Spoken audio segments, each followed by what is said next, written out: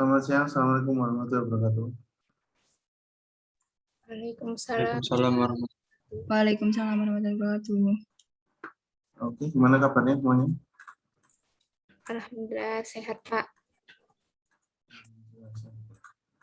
Oke, untuk kelas EPD ini yang tadi KMM itu sudah UAS ya. Kita mau masuk UTS, ini pertemuan ke-7. Minggu depan ada UTS. UTS-nya berbentuk project, nanti soalnya bisa dilihat di apa yang namanya e-learning. Lalu UTS-nya akan dipresentasikan ya. Pada minggu UTS sebenarnya tugas kalian adalah presentasi kelompok. Nanti UTS sama UAS-nya mirip ya. UAS-nya nanti akan kompleksitasnya akan jauh lebih besar. UTS ini ya simpel-simpel aja, tapi semuanya tetap sama ya, harus dipresentasikan dalam kelompok dan mengangkat tujuan yang jelas.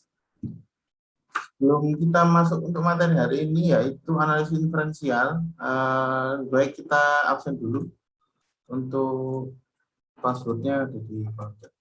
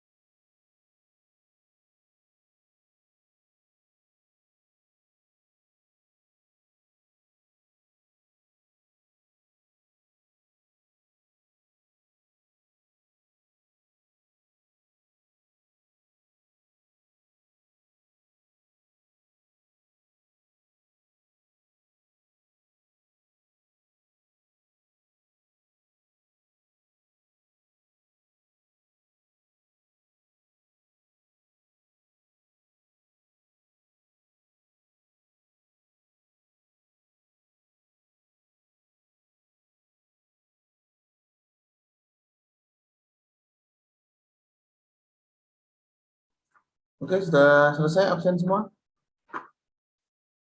Sudah, Pak. Oke. Sebelum saya mulai materi hari ini, minggu lalu kan asinkronus ya. Apakah ada yang kesulitan untuk materi minggu lalu?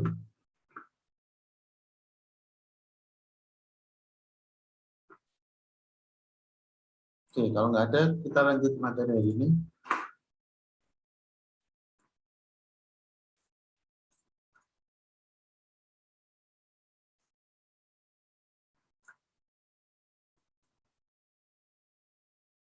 Kalau materi kemarin itu kita belajar tentang analisis deskriptif dan biasanya mencakup keseluruhan dataset. Ya. Hari ini kita akan belajar tentang analisis hubungan antar variabel atau yang biasanya disebut sebagai analisis inferensial, meskipun beda ya.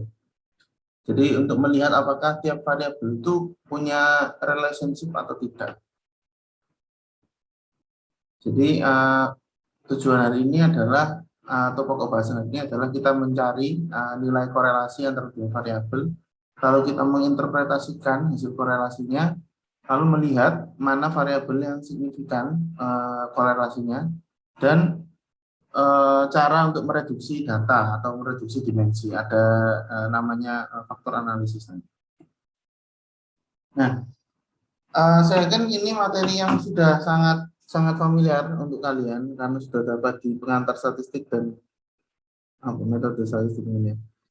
Jadi analisis korelasi itu adalah alat yang berguna untuk mengukur ya, hubungan antara variabel yang ada dalam sebuah dataset atau antara dua atribut. Dan metrik korelasi antara dua variabel numerik ini mencerminkan jika peningkatan nilai suatu variabel itu bisa terjadi bersamaan dengan peningkatan nilai variabel lain. Misalkan peningkatan konsumsi minuman manis dan peningkatan prevalensi diabetes. Ini sebuah known relationship ya, atau known correlation, di mana perubahan nilai itu dibarengi dengan perubahan nilai di atribut yang lain. Nah, untuk yang saat ini kita akan bahas tentang koefisien Pearson correlation atau R. Untuk korelasi itu biasanya nilainya antara min 1 dan 1. Ini maaf ada salah tulisnya. Jadi kalau misalkan min 1 itu berarti korelasinya itu berbanding terbalik, dan 1 itu korelasinya lurus. Semakin dia itu negatif berarti jika ada penurunan atribut atau nilai sebuah atribut, maka akan terjadi peningkatan di nilai atribut. Jadi relasinya adalah berkebalikan. Namun jika nilainya itu 0, dia menunjukkan tidak ada korelasi antara kedua variabel. Jadi mudahnya korelasi itu adalah mengukur apakah ada kebersamaan antara dua variabel. Nah, untuk memvisualisasikan sebuah korelasi atau sebelum kita mengetahui apakah nilai tersebut itu artinya dia punya korelasi atau tidak, signifikan atau tidak, kita bisa mendeteksi ya, istilahnya mendeteksi adanya korelasi antara dua atribut itu dengan scatter plot. Jadi scatter plot ini adalah metode yang berguna untuk memberikan first glance ya, pandangan pertama pada data bivariat atau dua variabel untuk melihat titik-titik observasi dan outlier dan mengeksplorasi kemungkinan hubungan korelasi. Jadi masih belum bisa fix dia punya korelasi atau tidak, signifikan atau tidak, tapi kita bisa mendeteksi apakah ada tanda-tanda bahwa kedua atribut itu mempunyai korelasi. Nah, atribut X dan Y itu dikatakan berkorelasi jika satu atribut itu berimplikasi atau mempunyai efek ya pada atribut yang lain. Nah, ini salah satu contoh-contoh dari scatter plot. Kita bisa lihat di bagian yang sebelah sini. Ini suhu X ya, suhu Y. Jika misalkan X ini ada di sini, Y-nya ada di sini, maka kita bisa lihat bahwa trennya dia mempunyai korelasi ke positif. Lalu bisa kita lihat juga di sebelah sini. Jika korelasinya negatif, maka semakin rendah, semakin tinggi nilai X, maka semakin rendah nilai Y-nya. Jadi kita bisa lihat ini bahwa dia berkorelasi negatif. Jadi bisa kita buat ya plotnya seperti apa untuk mengetahui apakah ini ada korelasi atau tidak. Nah, bagaimana jika bentuknya seperti ini? Variabelnya acak seperti ini, maka kita bisa lihat bahwa tidak ada korelasi di antara kedua atribut. Jadi untuk mengecek korelasi itu bisa kita gunakan scatter plot. Bagaimana jika variabelnya banyak? Korelasi kan hanya bisa membandingkan satu per satu, ya kan? Ini variabel 1 dan ini variabel satunya lagi variabel 2. Kalau misalkan variabelnya ada 10 gimana? Ya nanti kita bisa buat pakai visualisasikan pakai cara ini. Nah, korelasi Pearson ini khusus untuk data numerik. Ya. Jadi untuk melihat korelasi antar variabel secara visual itu bisa kita lihat persebaran data poinnya sebelah mana saja, dan itu khusus untuk data numerik. Nilai koefisien korelasi mengindikasikan kekuatan dan arah. Jadi kalau misalkan dia itu semakin mendekati 1 atau semakin mendekati min 1, berarti korelasinya semakin kuat. Untuk arahnya kita bisa lihat positif dan angka positif dan negatifnya. Misalkan dia positif berarti arahnya adalah korelasi yang berbanding lurus. Kalau dia koefisiennya negatif berarti dia korelasinya adalah berbanding terbalik. Ya, jadi ini semakin mendekati minus 1 atau 1 hubungan semakin kuat. Nah, jika dia 0 berarti diartikan bahwa tidak ada hubungan antara kedua variabel. Jadi independen. Kita bilang dia dua variabel tersebut tidak bergantung satu sama lain. Nah, keterkaitan antara pola data points dan scatter plot ini adalah jika sesuai gambar tadi ya, jika R-nya itu lebih dari 0, ya, maka X dan Y itu membentuk pola rendah sebelah kiri lalu meningkat ke arah kanan ini, naik. Ini. Lalu kurang dari 0 itu jika dia turun ke arah kanan. Jika R sama dengan plus 1, ya, plus 1 itu kan berarti absolut ya, istilahnya korelasinya benar-benar absolut. Itu dia bentuknya adalah garis lurus ke atas. Kalau X dan Y untuk pola garis lurus dengan arahnya negatif itu dia turun, semakin sangat berbanding terbalik. Lalu jika R-nya itu sama dengan 0 atau mendekati 0, biasanya dia tidak punya korelasi dan polanya menjadi acak. Nah, kalau mau menghitung dengan rumus itu bisa kita gunakan formula berikut. Jadi kita dapat mengevaluasi korelasi antara dua atribut ya dengan menghitung koefisien korelasi atau Pearson correlation. Nah, jumlah tupel yang ada di sigma ini maksudnya apa? Itu adalah jumlah pasangannya. Pasangannya itu misalkan Y-nya berapa, X-nya berapa, Y-nya berapa, dijadikan satu pasang, satu data points. Jadi dengan menggunakan formula ini kita bisa mengetahui nilai R-nya. Nilai R-nya yang bisa diinterpretasikan dengan cara yang tadi. Kalau mau menghitung menggunakan Python atau R sudah ada package-nya, jadi sudah pasti keluar. Nah, jika R itu lebih besar dari 0, ini tadi sudah dijelaskan ya, maka A dan B korelasinya positif. Maka artinya nilai variabel A itu akan meningkat seiring dengan peningkatan nilai B, dan begitu pula sebaliknya. Semakin besar nilai B, juga meningkat nilai A. Nah, jika yang dihasilkan atau R-nya itu sama dengan 0, maka A dan B ini independen dan tidak ada korelasi. Dinyatakan tidak memiliki korelasi antara dua atribut tersebut.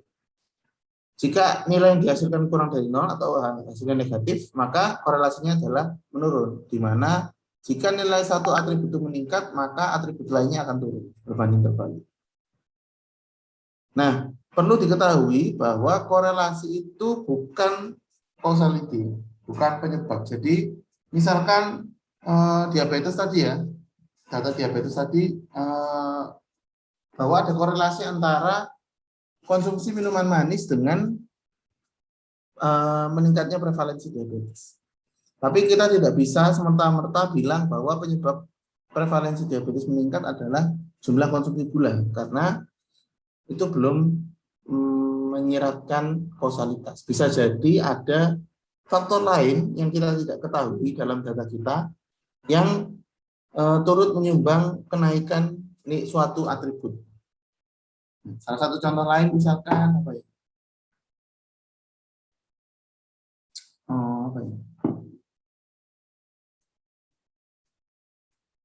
Rata-rata nilai berdasarkan jumlah gender misalkan, atau persentase gender. Itu bisa jadi ada korelasi tapi bukan berarti dia penyebabnya itu. Gitu ya. Kapan kita bisa bilang bahwa satu atribut itu disebabkan atau mempunyai kausalitas terhadap atribut lain? Itu ada banyak syaratnya untuk kita mendeklar kausalitas.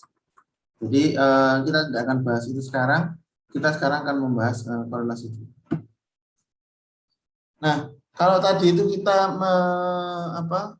mempelajari tentang korelasi data numerik dengan Pearson dan scatter plot, kalau kategori tidak bisa seperti itu karena observasinya ini isinya adalah frekuensi per kategori. Dan untuk melihat apakah ada hubungan antara dua variabel di dalam data kategori, itu kita menggunakan chi-square. Di sini kalau pakai chi-square itu kita juga bisa menentukan apa arahnya, karena kita hanya bisa mendeteksi ternyata kedua variabel kategori ini mempunyai hubungan. Tapi kita tidak tahu arahnya seperti apa, karena kan skalanya kan kategori, jadi kita tidak bisa menentukan itu. Jadi untuk menentukan apakah ada asosiasi atau relationship terhadap dua variabel kategori, itu kita menggunakan chi-square. atau ini tulisannya C square, bacanya Chi square. Dan uji ini dapat dihitung menggunakan tabel kontingensi, yaitu tabel data jumlah frekuensi yang muncul dari klasifikasi pengamatan sampel menurut 2 atau lebih karakteristik. Ini digunakan untuk mengetahui apakah variabel kategorik itu independen atau cenderung berasosiasi. Untuk data nominal, hubungan korelasi antara dua atribut dapat ditemukan dengan uji Chi square.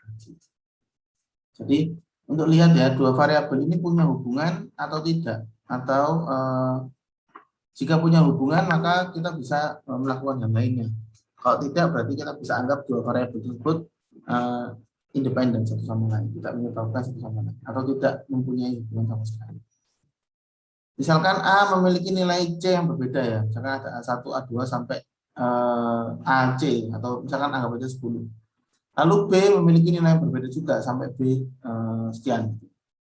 Tupel data yang dijelaskan oleh A dan B itu dapat ditampilkan seperti tabel kontingensi dengan nilai C dari A membentuk kolom dan nilai dari R membentuk baris. Misalkan A yang ke I dan B yang ke C menyatakan kejadian bersama bahwa atribut A mengambil nilai AI dan atribut B mengambil nilai BC, yaitu di mana A sama dengan AI dan B sama dengan BC.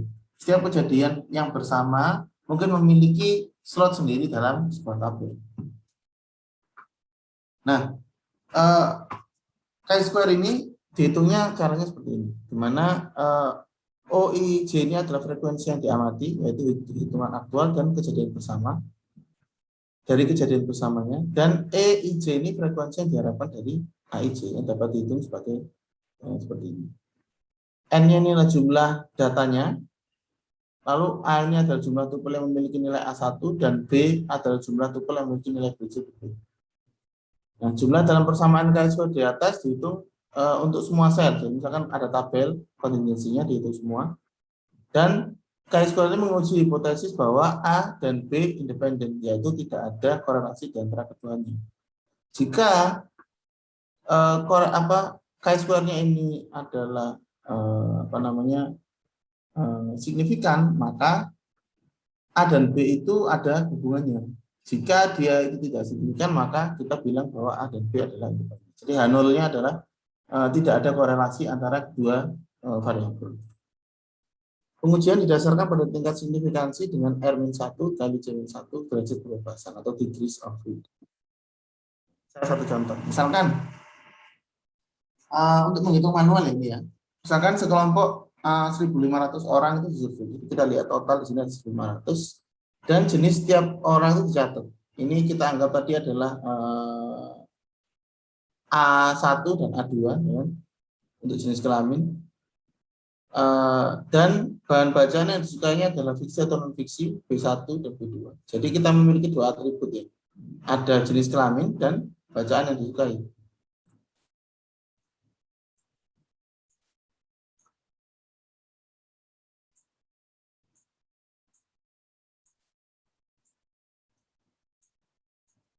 Ini gender sama genre ya.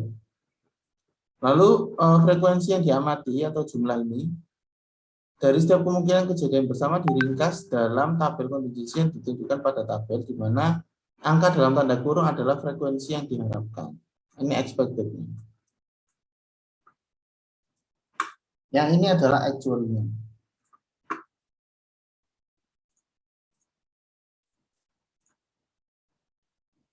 Nah, frekuensi yang diharapkan itu dihitung berdasarkan distribusi datanya. Jadi kita lihat distribusinya seperti apa, lalu expected frekuensinya seperti apa menggunakan persamaan EIJ.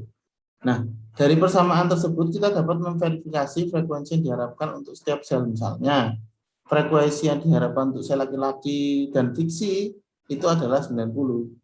Menggunakan tabel itu, apakah jenis kelamin dan preferensi bacaan tubuhnya korelasi satu sama lain, maka dia dihitung seperti ini, sesuai dengan jumlahnya masing-masing tadi ya.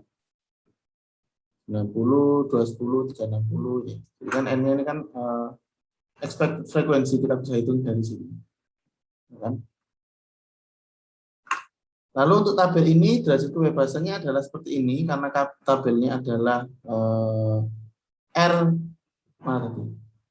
Degrees of freedom itu. Ya. R-1 dikali C-1. Ya, R-1, 2, -1, 1 dikali C, 2 juga ya, karena kolomnya adalah 2, row-nya adalah 2. Tiap atribut tadi memiliki 2 kategori dan sama-sama 2 kategorinya, jadi degrees of freedom-nya 1. Nah, untuk 1 degrees of freedom sama dengan 1, maka chi-square yang diperlukan untuk menolak hipotesis pada tingkat signifikansi 0,001 itu hanya 10,828. Ini tabelnya bisa dibaca di tabel distribusi chi-square. Sudah ada panduannya ya, panduan di buku. Jadi karena chi-square antara dua variabel ini adalah 507,9, maka dia sudah bisa dibilang bahwa chi-square-nya signifikan, dan kita bisa menyimpulkan bahwa kedua atribut tersebut sangat berkorelasi untuk kelompok orang tertentu. Nah, tujuannya apa? Bentar. Ini jadi sudah kita selesai ya untuk korelasi data variabel dan korelasi data untuk numerik. Jadi tujuannya adalah kita untuk mengetahui karakteristik. Karena tujuan akhir atau biasanya data scientist itu perlu kemampuan predictive analysis dan prescriptive analysis. Biasanya pemilihan variabel itu dilakukan atau melihat apakah variabel itu mempunyai efek terhadap satu sama lain, itu dilakukan supaya apa? Supaya kita tahu kekuatannya dalam kekuatan atribut tersebut dalam memprediksi target variabel. Jadi tujuan dari eksplorasi kan mengetahui karakteristik data. Nah, tahap ini lekat kaitannya dengan data preparation, di mana fokusnya itu pada kebersihan data dan penilaian kualitas data itu sendiri. Setelah ini kita akan mengetahui cara memilih variabel dengan atau mereduksi atau menghapus variabel-variabel yang kita anggap secara statistik itu tidak akan memberikan efek yang banyak terhadap target variabel. Jadi tujuannya nanti memahami hubungan antar variabel untuk menginformasikan pemilihan variabel dan metode untuk memahami domain masalah. Kan nanti pasti dalam dunia nyata itu kita akan berhubungan dengan dataset dengan variabel yang sangat-sangat banyak. Nah, menggunakan cara-cara tadi untuk mendeteksi korelasi tadi, kita bisa mereduksi istilahnya, mengurangi atau memilih variabel-variabel mana yang sekiranya memiliki andil besar gitu ya dalam menentukan suatu nilai. Karena jumlah variabel yang banyak itu pasti merepotkan dan pasti bisa jadi dia memiliki pengaruh yang buruk ya kan. Nah, oleh karena itu kita perlu memilih variabel terbaik yang benar-benar nanti diperlukan. Nah, maka ada istilahnya namanya reduksi dimensi. Jadi ada dimensional reduction ini adalah sebuah teknik yang sering digunakan untuk menseleksi mana sih atribut-atribut yang penting untuk target variabel tertentu. Jadi ini bayangkan itu sudah punya data yang memiliki dimensi ratusan ribu pada kolom dan baris dianalisis. Bayangkan aja kalau sebuah data itu kolomnya ada sampai ratusan ribu, ya kan sangat besar dan kita nggak bisa mengetahui itu atau mempelajari itu satu persatu. Dan pasti memakan waktu lama, lalu tidak praktis ya, jelas tidak praktis ya, karena terlalu besar. Maka ada istilahnya reduksi data. Reduksi data ini bisa kita gunakan sampling, tapi biasanya kan sampling sekarang sudah nggak terlalu berguna juga, meskipun kita sampling tapi kolomnya banyak kan sama saja. Dan ada juga pengurangan dimensi. Jadi kita kurangi kolom-kolom yang kita anggap atau atribut-atribut yang kita anggap dia tidak berpengaruh banyak. Mengurangi jumlah dan mengkompresi data. Pengurangan dimensi ini yang akan kita bahas sekarang adalah bagaimana kita bisa mengurangi jumlah variabel acak atau atribut yang dipertimbangkan. Ada banyak metode untuk pengurangan dimensi, ada wavelet transformation, ada principal component analysis, dan hal lain ya, yang bisa mengubah atau memproyeksikan data yang sebenarnya ke dimensi yang lebih kecil, atau istilahnya kita bisa mengurangi atribut tertentu tanpa mengurangi informasi yang ada dalam data tersebut. Ada juga atribut subset selection yang mana kita nanti mengurangi dimensi di mana atribut atau dimensi tidak relevan itu dihilangkan. Jadi ada beberapa teknik yang biasanya paling terkenal itu PCI. Jadi mungkin kalian pernah mendengar Principal Component Analysis atau ya bahasa Indonesia analisis komponen utama, yang mana dia mendeteksi kira-kira atribut mana sih yang utama gitu. Maksudnya menjadi penentu atau menjadi kontributor paling besar terhadap prediksi kita nanti. Jadi ini cara memprediksi. Yang pertama ada metode namanya Wavefront Transform. Ini biasanya untuk memproses sinyal. Ya. Ketika diterapkan pada vektor data X, mengubahnya menjadi vektor yang berbeda secara numerik dari koefisien wavefront. Jadi vektornya memiliki panjang yang sama, cuman dia dijadikan istilahnya dimanfaatkan. Mungkin nanti kalian akan belajar tentang Wavefront Transform ini ketika kalian fokus ke bidang signal processing. Kalau untuk sekarang mungkin masih belum terlalu relevan. Nah, Principal Component Analysis ini biasanya sering digunakan, biasanya juga disebut metode Karhunen-Loew atau KL, untuk mencari vektor ortogonal K dengan jumlah n dimensi yang paling baik digunakan untuk mewakili data, di mana K-nya ini kurang dari atau sama dengan n. Nah, data aslinya ini diproyeksikan, maksudnya dipindah ke ruang yang jauh yang lebih kecil, sehingga dimensi-dimensinya ini berkurang atau atribut-atributnya ini dikurangi. Ya. Nah, kalau perbedaannya dengan atribut subset selection, di mana kita mengurangi secara langsung, kalau Principal Component Analysis ini semua atribut-atributnya itu digabungkan dengan membuat alternatif atau set variabel yang lebih kecil. Jadi istilahnya kayak digrupkan gitu ya, tiap atributnya. Jadi prosedur dasarnya adalah semua data itu dinormalisasi dulu menggunakan metode yang dimau, mungkin pakai min-max atau seperti apa ya. Kalau misalkan di package dalam R dan Python sih sudah ada ya caranya Principal Component Analysis. Cuman ini adalah prosedur dasarnya. Lalu PCA ini menghitung vektor ortonormal yang menyediakan basis untuk data masukan yang normalisasi. Nah, vektor ini adalah vektor satuan yang setiap titik dalam arah tegak lurus terhadap yang lain. Disebut sebagai komponen utama, vektor-vektornya tadi. Lalu, data masukan merupakan kombinasi linear dari komponen utamanya. Terus nanti komponen-komponen utama tadi diurutkan berdasarkan penurunan signifikansi. Jadi semakin besar signifikansinya, melambangkan dia semakin kuat atau semakin berpengaruh terhadap variabel target. Nah, karena komponennya tadi diurutkan, ukuran data ini dikurangi dengan menghilangkan komponen-komponen yang kita anggap lemah. Jadi dengan menggunakan komponen utama, misalkan memilih dari 100.000 tadi kita bisa memilih 10 atau 15 komponen yang dideteksi kuat signifikansinya, kita bisa mengurangi dimensinya dan memungkinkan untuk merekonstruksi perkiraan yang baik dari data aslinya. Karena kita tahu bahwa atribut-atribut yang kita hilangkan tadi tidak terlalu berpengaruh terhadap target variabel. Lalu ada cara lain yang namanya atribut subset selection, di mana ini kita menghitung satu persatu melalui probabilitas. Ada beberapa cara di sini. Ada yang forward selection, backward elimination, dan juga decision tree induction. Yang mana setiap cara pemilihan ini itu mereka menghitung satu persatu ya signifikansinya terhadap atributnya seperti apa dan dipilih yang mana atribut-atribut yang paling menghasilkan informasi yang paling besar. Nah ini untuk cara-caranya atribut subset selection. Kalau yang forward selection itu dimulai dengan atribut kosong, lalu yang terbaik, atribut yang terbaik itu ditambahkan. Jadi untuk menghitungnya ya pakai cara yang hampir sama dengan PCR tadi. Kita hitung seberapa besar korelasi variabel tersebut terhadap variabel target, lalu kita masukkan ke listnya.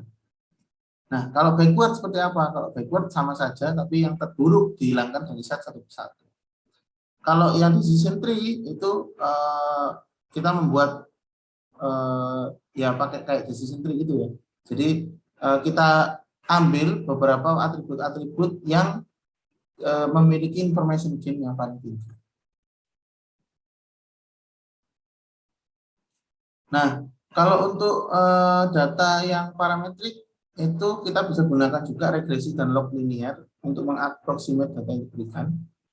Jadi datanya dimodelkan agar kalau pakai regresi linear ya, dimodelkan agar sesuai dengan garis.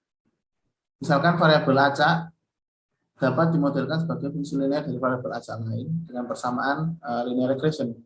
Ini sama dengan beta 0 plus beta 1x. Jadi variabel yang signifikan itu dianggap sebagai variabel interval. Jadi hampir sama ya. Misalnya ngetes satu persatu untuk melihat atribut mana yang memiliki signifikansi yang tinggi dan bisa kita masukkan menjadi atribut model kita nanti. Kalau regresi dan log linear semuanya bisa digunakan pada data yang sparse, data yang jarang, meskipun aplikasi yang terbatas. Kedua metode ini dapat menangani data skew, di mana regresi bekerja dengan sangat baik. Regresi juga bisa memberatkan komputer kita jika diterapkan pada data yang memiliki dimensionality tinggi, karena kita kan tetap menghitung satu persatu. Anggap aja kalau kita menghitung regresi antara satu variabel, jadi anggap aja multiple linear regression gitu ya, tapi kita aplikasikan kepada 100.000 data yang punya dimensi 100.000. Jadi itu sangat high, computing powernya sangat tinggi, jadi akan bisa memberatkan komputer kita. Jadi lebih baik menggunakan cara yang tadi, kita bisa menggunakan cara PCA atau cara ASS tadi, attribute subset selection tadi, sehingga bisa lebih cepat dan lebih mudah. Kita juga bisa melihat reduksi dimensi dengan clustering, di mana meskipun clustering ini adalah cara yang sudah lebih advance ya dibanding hanya untuk dimension reduction, tapi kita juga bisa melihat kemiripan data itu. Jika datanya itu keluar dari cluster-cluster, kita bisa anggap bahwa data itu noise. Dia tidak berpengaruh apapun terhadap variabel respon. Oke, materi hari ini sebenarnya cuma itu saja. Saya kira sudah banyak diajarkan ya untuk mengecek variabel. Intinya adalah materi hari ini itu kita mengetahui bagaimana cara memilih atribut yang baik untuk pemodelan prediktifnya. Jadi hasil analisis itu bisa lebih akurat, ya, bisa lebih efisien kalau misalkan kita memutuskan untuk mengaplikasikan model prediktif kita pada sebuah sistem, ya kan? Jadi misalkan ya, kalian mau memprediksi apa istilahnya? Penjualan Tokopedia misalkan. Kalau kalian memasukkan semua variabel yang ada di Tokopedia, sudah pasti berat. Makanya kita lakukan dari sebuah dataset yang sangat besar itu, kita bisa uji korelasinya antar variabel dengan variabel respon. Lalu kita bisa lihat, kita bisa memutuskan mana kira-kira variabel yang berpengaruh terhadap penjualan itu. Sehingga kita bisa membuat modelnya dengan lebih akurat dan lebih enteng misalnya, karena kita membuang variabel-variabel yang pengaruhnya tidak signifikan terhadap variabel respon. Kita juga bisa mengaplikasikan dimensional reduction seperti PCA tadi, Principal Component Analysis, untuk mengurangi ya istilahnya, mengurangi atribut-atribut dalam data yang memiliki dimensionality yang sangat tinggi. Kalau kita berbicara tentang big data, pasti dimensionalitasnya sangat tinggi sekali. Jadi bagaimana kita bisa mengurangi itu? PCA ini nanti juga bisa berpengaruh pada aplikasi image processing, di mana kalian bisa mengurangi atribut-atribut yang tidak penting dalam sebuah pixel gambar. Misalkan ya kalian punya satu gambar dengan resolusi 4K gitu. Nah, 4K itu kan berarti kita bisa anggap bahwa ada 4096 atribut, 4096 atribut. Dari kalau kita bisa menggunakan PCA gitu ya, itu kita bisa kecilkan istilahnya. Kita bisa kecilkan dimensi itu ya, dengan menggabung-gabungkan piksel-piksel yang kita anggap dia memiliki fitur yang sama dan mempermudah aplikasi kita untuk mengecek gambar dengan dimensi yang lebih kecil. Ya, jadi nanti kalian bisa mulai baca-baca bagaimana image processing PCA itu dilakukan dalam image processing. Mungkin bisa lihat visualnya, bisa kita pelajari lagi. Jadi materi ini untuk teorinya hanya sampai situ ya. Bisa cek modulnya untuk kalian lakukan praktikum, yang mana praktikumnya nanti percobaannya screenshotnya saja ya, itu diposting di forum di e-learning. Jadi ini saya kira materi hari ini sudah sangat sering disampaikan untuk kalian dan termasuk materi yang redundant juga. Mungkin bisa dicoba codingnya dalam R-nya dari modul dan nanti hasilnya kalian screenshot dan posting di forum. Mungkin ada yang mau ditanyakan materi hari ini? Itu dataset yang dipakai yang house prediction itu, Pak. Kenapa? Datasetnya yang dipakai itu yang harga rumah itu. Oh, untuk modul? Iya. Dataset yang dipakai, Pak, house price prediction itu, Pak. Oh, enggak. Kalian mau dipakai di mana, Mbak, maksudnya? Itu yang buat percobaan praktikumnya itu. Oh, terserah aja sih. Kalian boleh pilih. Kalian mau pakai yang house price prediction, boleh. Kalian mau, misalkan ya, kalian pengen nyoba nih. House price itu kan atributnya nggak terlalu banyak, meskipun banyak, tapi nggak terlalu banyak. Kalian misalkan mau coba pakai data yang atributnya banyak untuk nyoba PCA-nya juga boleh. Jadi terserah aja. Intinya adalah mencoba yang sudah ditulis di sini dan melihat ya istilahnya ya, oh ternyata ada perbedaan di sini, di situ gitu. Baik Pak, terima kasih. Ya. Cuma nanti tugasnya itu nyari data baru. Jadi tugasnya sama postingan praktikum nggak boleh sama. Nah kalau yang tugasnya itu kelompokan. Jadi kelompoknya kan sudah ada yang sudah dibagi.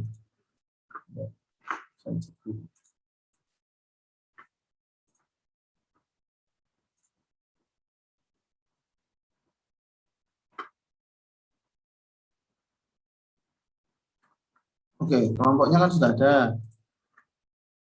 Nah, tugasnya ini berkelompok. Ini kelompoknya stay sampai proyek UTS ya. Stay sampai proyek UTS kelompoknya. Jadi tugasnya untuk minggu depan itu ada double.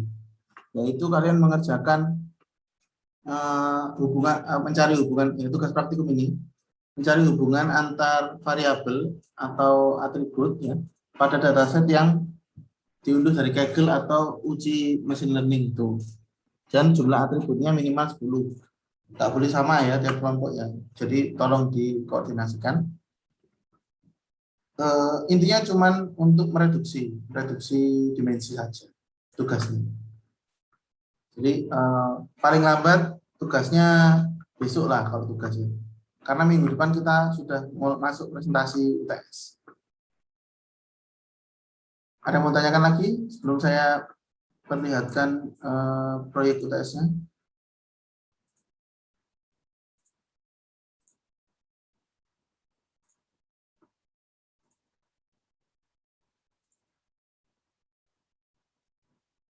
Pak Ruza, Ya, izin bertanya. silakan Mbak. Mau memastikan Pak, berarti untuk yang percobaan praktikum ini kan deadline-nya nanti malam jam 7 ini datasetnya bebas ya Pak? Bebas.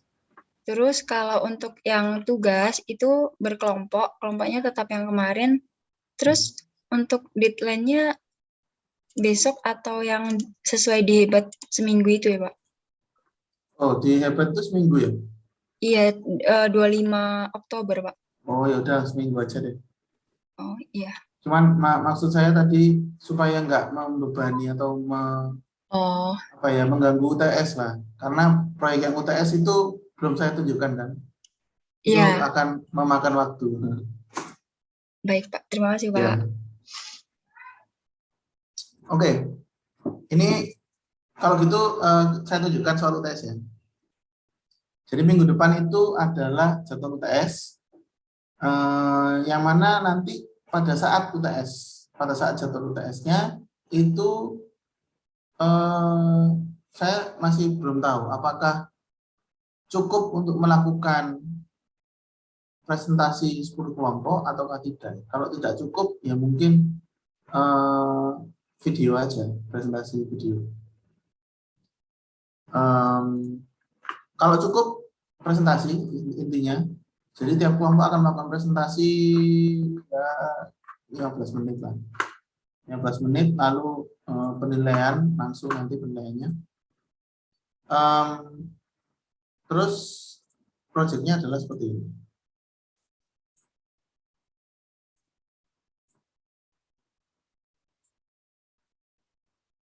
Ya, jadi ujian tengah semesternya adalah melakukan eksplorasi dan visualisasi menggunakan dataset primer ya. Jadi hasilnya harus survei secara langsung. Terserah permasalahannya apa.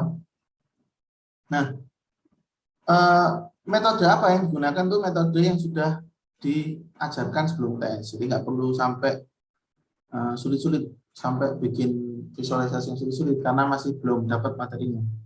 Jadi dasar saja yang jelas kalian menjelaskan persoalan apa yang berkembang di lingkungan sekitar kalian. Topik permasalahannya yang diambil itu harus beda ya antar kelompok. Lalu misalkan kalian menggunakan kuesioner kan pasti ya, itu minimal terdiri dari 5 pertanyaan yang berkaitan dengan topik permasalahan. Salah satu contoh ya, misalkan kalian mau mensurvei penggunaan paket data misalkan untuk mahasiswa. Kira-kira faktornya apa saja, lalu apakah mereka itu willing or not untuk menggunakan paket data tersebut atau tidak. Jumlah respondennya minimal 30, lebih banyak lebih baik. Ya. Nah, berdasarkan hasil survei ini, lakukan analisis statistika deskriptifnya pada tiap atribut atau pada tiap pertanyaan tadi ya, untuk data hasil surveinya. Lalu, buat minimal 3 jenis plot berbeda untuk mendapatkan insight. 3 jenis plot berbeda ini bukan berarti kalian ngawur ya bikin plotnya. Misalkan kalian mau bikin perkembangan penggunaan paket data tapi menggunakan pie chart, gitu. Nggak boleh. Jadi harus benar-benar sesuai karena termasuk penilaiannya nanti. Plot yang kalian pilih akan berpengaruh terhadap kesesuaian plot yang kalian pilih itu berpengaruh terhadap penilaian. Lalu karena kalian tadi sudah mendapatkan hubungan antar variabel, kalian bisa juga melakukan plotting dan analisis hubungan antar variabel.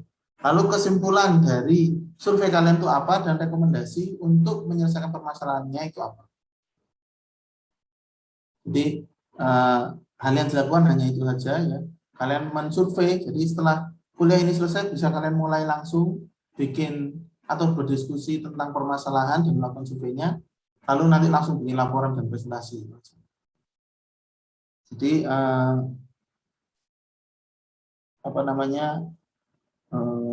kesimpulan dan rekomendasinya itu nanti penting, latar belakang masalahnya juga penting. Jadi laporannya format standar ya, ada latar belakang masalah, misalkan masalah apa yang kalian angkat, terus rumusan masalahnya apa, kalian mau mendeteksi apa, mau mencari apa dari sebuah data tersebut. Lalu kalian lakukan deskriptif dan hubungan antar variabelnya, dan kalian bisa menarik kesimpulan dan memberikan rekomendasi atas permasalahan apa yang kalian angkat. Laporannya formatnya seperti tertera di sini, lalu bikin PowerPoint, atau nanti kalau misalkan waktunya tidak cukup, berarti bikin video. Tapi saya mau memastikan dulu. Lalu semuanya dikumpulkan di LB. Ini kalau presentasi. Bentar saya tak ngecek kalau 3 SKS. Mungkin ada yang mau tanyakan dulu.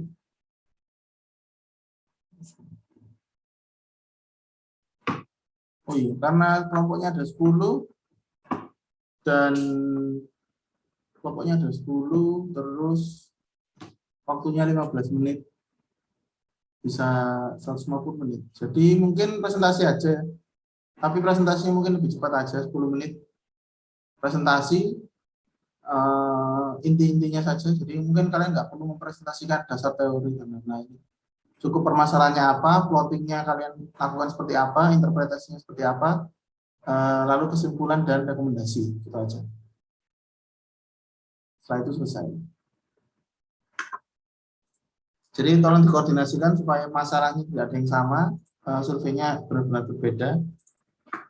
Dan karena teman-teman kalian sudah ada yang melakukan ini di EVD KMMI, kalau ketahuan kalian menggunakan dataset yang sama ya. Jadi karena saya juga ikut menilai yang UTS kemarin. Jadi kalau ada yang sama pasti kelihatan. Jadi kalau bisa cari masalah yang lain dan lakukan survei sendiri. Ada yang mau tanyakan?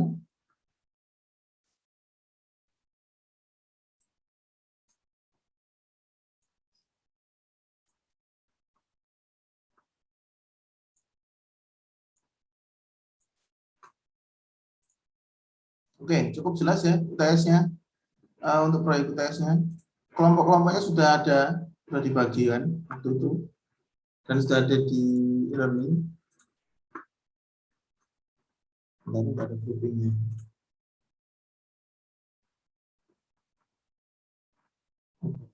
Sudah, kelompoknya sudah ada di e-learning. Satu kelompok 4-5 orang, ya saya kira nggak terlalu membebani. Oke. Oke, kalau gitu materi hari ini sudah selesai. Sekarang mungkin waktunya mengerjakan laporan praktikum dan tugas praktikumnya. Kalau saran saya sih dikerjakan itu dulu, yang dekat dulu. Lalu bisa kalian fokus untuk proyek UTS. Karena mungkin mata kuliah yang lain juga proyek ya, jadi bisa hati-hati untuk memanage waktunya. Oke, kalau begitu kelas hari ini saya akhiri dulu. Kalau ada pertanyaan langsung sampaikan saja. Oke, selamat siang. Assalamualaikum warahmatullahi wabarakatuh. Sampai ketemu UTS. Waalaikumsalam warahmatullahi wabarakatuh. Waalaikumsalam warahmatullahi wabarakatuh. Terima kasih, Riza. Terima kasih, Pak. Terima kasih, Pak. Terima kasih, Pak. Terima kasih, Pak.